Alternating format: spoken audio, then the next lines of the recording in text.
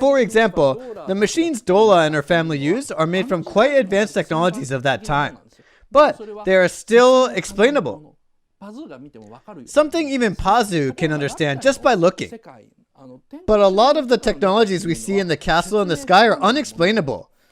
These two types are contrasted, such as steam engines that use coal energy and petroleum combustion engines that the Dola family uses versus Laputa's ultra science. And that ultra science technology is divided into two layers. Miyazaki shows these different levels of technology to make such an, how should I say, interesting and profound world of science fiction. So let's first look at the tiger moth. The tiger moth is an aircraft that the Dola family uses as a base. It's a bit less than 40 meters long. There's actually no official plan for this. When a food company called Ajinomoto sold a Laputa-related product, Miyazaki made one up. This is how it looks.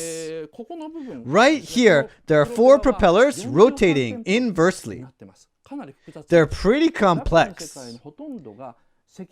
The majority of the heavy machinery in the world of Laputa is run by coal steam engines. The tiger moth has a petroleum combustion engine which drives these 4 propellers in opposite directions. So it's an intricate mechanism. So you might think that these wings with large propellers on each side are the main propulsion system, but they aren't.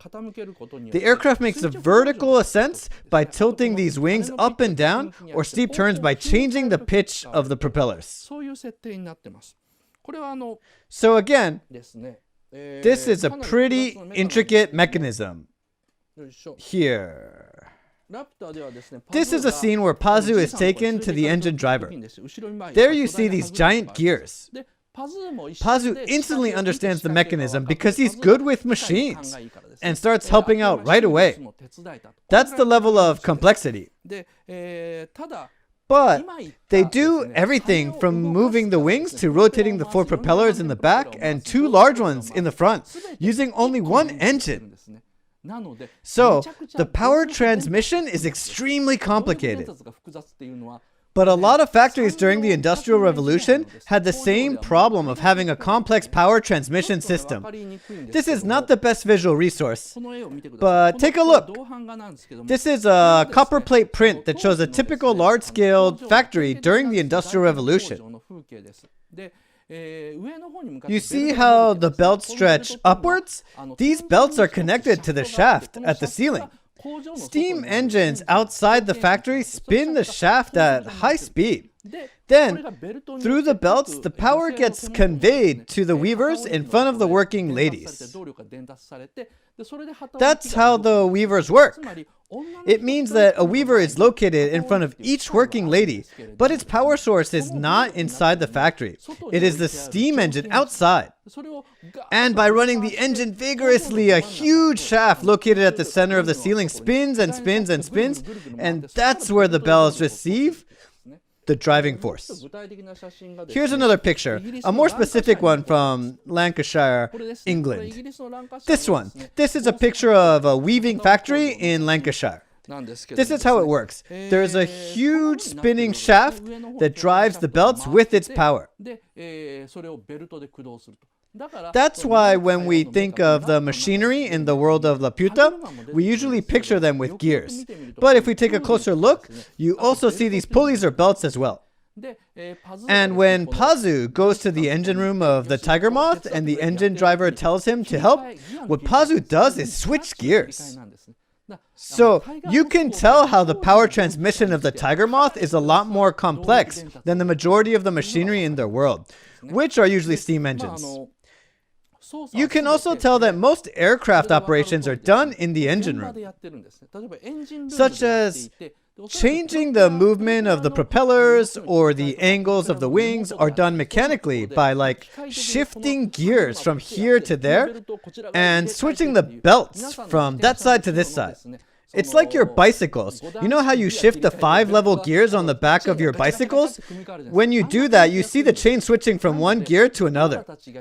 So, you see this control tower, which is at the front of the aircraft, is where Dola is.